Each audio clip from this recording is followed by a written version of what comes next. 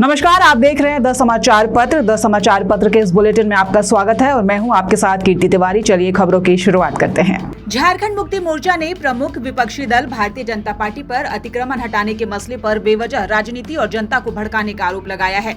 रांची स्थित जेएमएम कार्यालय में पत्रकारों से बात करते हुए महासचिव सुप्रियो भट्टाचार्य ने कहा कि प्रदेश भाजपा रेलवे और एचईसी की जमीन से अतिक्रमण हटाने के मामले को राजनीतिक तूल दे रही है और जन भावना को भड़का रही है।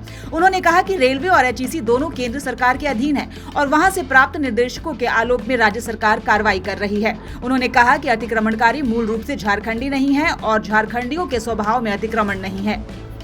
वहीं खबरों में आगे बढ़ेंगे। रांची के नामकुम में स्थित राष्ट्रीय स्वास्थ्य मिशन एनएचएम के सभागार में स्वास्थ्य विभाग की ओर से आज कार्यक्रम आयोजित कर संविदा आधारित 91 सामुदायिक स्वास्थ्य कर्मियों के बीच नियुक्ति पत्र का वितरण किया गया। कार्यक्रम के दौरान राज्य के स्वास्थ्य मंत्री इरफान अंसारी ने चयनित कर्मियों को नियुक्ति पत्र सौंपा। कार्यक्रम को संबोधित करते हुए स्वास्थ्य मंत्री ने कहा कि झारखंड में स्वास्थ्य के क्षेत्र में अपेक्षित विकास नहीं हो पाया है, यह चिंता का विषय है। उन्होंने चयनित स्वास्थ्य कर्मियों को संबोधित करते हुए कहा कि स्वास्थ्य के क्षेत्र में कार्य करना काफी चुनौतीपूर्ण होता है। वहीं राजधानी रांची स्थित रांची प्रेस क्लब के सभागार में झारखंड समन्वय समिति के बैनर तले संवाददाता सम्मेलन का आयोजन किया गया, जिसके माध्यम से समिति के अध्यक्ष और पूर्व विधायक सूरज सिंह बेसरा ने मूल रूप से स्थानीय नियोजन नीति, पैसा, कानून और आरक्षण जैसे मुद्दे सहित 20 सूत्री मुद्दों पर अपनी बात रखी। प्रेस कॉन्फ्रेंस को संबोधित करते हुए झारखंड समन्वय समिति के अध्यक्ष ने कहा कि यह दुर्भाग्यपूर्ण है कि स्थानीय और नियोजन नीति निर्धारित अब तक नहीं हुआ है। हेमंत सरकार ने 1932 के आधार पर नियोजन नीति बनाकर राजभवन में भेजा, लेकिन अब भी वह मामला लटका हुआ है।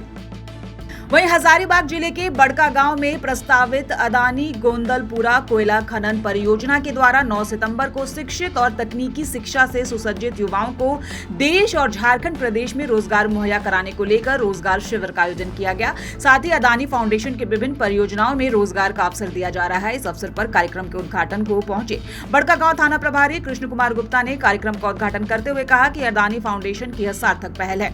तकनीकी शिक्षा और बेसिक शिक्षा व योग्यताधारी युवाओं के रोजगार के लिए सुनहरे अवसर प्रदान कर रही है, जिससे क्षेत्र में बेरोजगारी समाप्त होगी और युवाओं को रोजगार मिलेगा।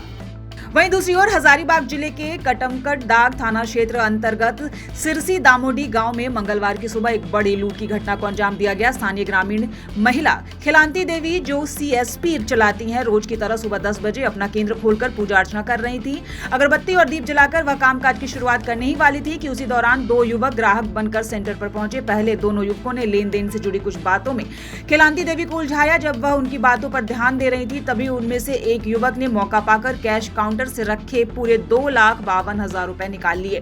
जब तक खिलांती देवी कुछ समझ पाती और शोर मचाती, दोनों युवक मोटरसाइकिल पर सवार होकर वहां से फरार हो गए।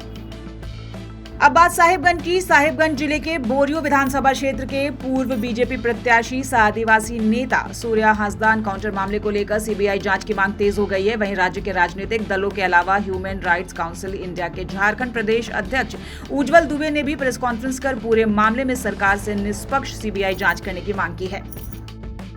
वहीं आदिवासी मूलवासी मंच की ओर से रांची के मोराबादी में 11 सितंबर को करम मिलन समारोह का आयोजन होगा। पत्रकारों से बातचीत में इसकी जानकारी देते हुए मंच के महासचिव विक्की करमाली ने बताया कि विगत कई वर्षों से करम मिलन समारोह का आयोजन हो रहा है। इस मिलन समारोह का उद्देश्य लोक संस्कृति के प्रति लोगों की रुचि बढ़ाना है। उन्होंने बताया कि समारोह के दौरान हम लोक कलाओं को ख्याति दिलाने की दिशा में प्रयास करने वालों को सम्मानित भी करते हैं।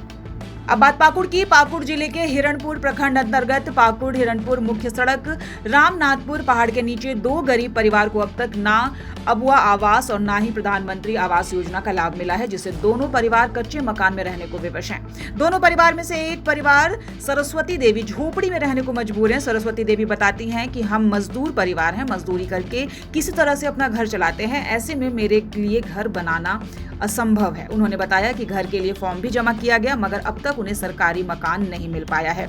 जरूरत है प्रशासन को ऐसे घरों को चिन्हित कर उन्हें अबुआ आवास या प्रधानमंत्री आवास योजना का लाभ दिया जाए।